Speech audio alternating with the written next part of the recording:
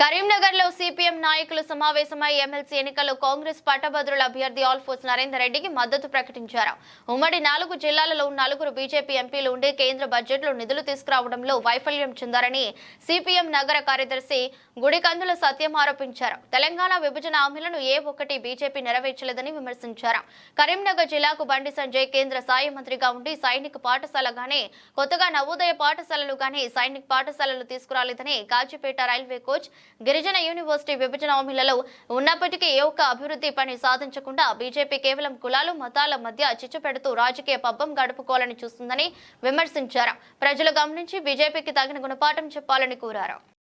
ఈ నెల 27వ తేదీన జరుగుతున్నటువంటి పట్టభద్రుల ఎమ్మెల్సీ ఎన్నికల్లో ఉమ్మడి కరీంనగర్, ఆదిలాబాద్, మెదక్, నిజామాబాద్ ఈ 4 జిల్లాల సుమారులో ఉన్నటువంటి కొత్తగా ఏర్పడిన 13 జిల్లాల పట్టభద్రుల ఎన్నికల్లో కాంగ్రెస్ అభ్యర్థి ఆల్ఫోర్స్ నరేందర్ రెడ్డికి సిపిఎం సంపూర్ణ మద్దతు తెలియజేస్తూ ఉన్నది. ఈ ఎన్నికల్లో ఆల్ఫోర్స్ నరేందర్ రెడ్డికి మొదటి ప్రాధాన్యత ఓటు వేసి అత్యధిక మెజారిటీతోటి కూడా గెలిపించాలని సిపిఎం కరీంనగర్ నగర కమిటీగా మేధావులకు, గ్రాడ్యుయేట్లకు విజ్ఞప్తి చేస్తూ ఉన్నాం. ఎందుకంటే గతంలో 4 బీజేపీ ఎంపీలు ఉన్నారు ఈ ఉమ్మడి 4 జిల్లాలలో.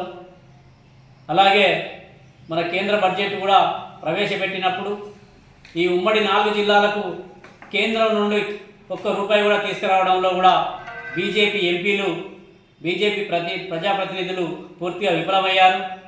ఈ రైల్వే ఓవర్ బ్రిడ్జ్ కావచ్చు, కాజ్పేట్ రైల్వే కోచ్ కావచ్చు, అలాగే గిరిజన యూనివర్సిటీ కావచ్చు, అలాగే సైనిక పాఠశాల కావచ్చు, అలాగే ప్రజలు ఎదుర్కొంటున్నటువంటి సమస్యలను కావచ్చు, పెరుగుతున్న నిత్యావసర సరుకుల ధరను తగ్గించడంలో కూడా ఏమాత్రం బీజేపీ ప్రయత్నం చేయలేదు. సంవత్సరానికి 2 కోట్ల ఉద్యోగాలు కల్పిస్తానని చెప్పి నరేంద్ర మోడీ అధికారంలోకి వచ్చి ఈరోజు యువతకు ఉపాధి లేకుండా చేస్తున్నటువంటి పరిస్థితి ఉంది. అంతేకాకుండా మహిళలకి ఒక పక్క బేటీ బచావో బేటీ పడావో అని చెప్తూ ఈరోజు దేశంలో మహిళలపైన హత్యలు పెరిగిపోతూ ఉన్నాయి. వీటిని అరికట్టడంలో కూడా బీజేపీ పూర్తిగా విఫలమైంది. బీజేపీ పాలిత రాష్ట్రాల్లోనే మహిళలపైన అత్యాచారాలు పెరుగుతున్నటువంటి పరిస్థితి ఉంది. ఒక పక్క రైతులను జై జవాన్ జై కిసాన్ అని చెప్పి ఒక స్లోగన్ చెప్తా ఉంటాడు.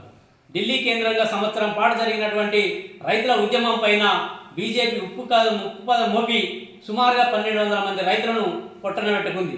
4 నల్ల చట్టాలు తీసుకొచ్చి రైతులను ముంచి కార్పొరేట్ శక్తులకు ఊడిగం చేసే విధంగా వ్యవహరిస్తూ ఉంది. అంటే బీజేపీ చెప్పేటి అన్నిటి దేశ్కి బచావో బేటీ బచావో బేటీ పడావో అంటుంది, భారతదేశంలో ఉండాలని చెప్తుంది, జై జవాన్ జై కిసాన్ అని చెప్తుంది. అంటే చెప్పేటి అన్ని శ్రీరంగ నీతులు చెప్తూ ఈరోజు ప్రజలను మభ్యపెడుతూ అధికారంలోకి వచ్చి ప్రజలను ముంచి కార్పొరేట్ శక్తులకు ఊడిగం చేస్తున్నటువంటి పరిస్థితి ఉంది.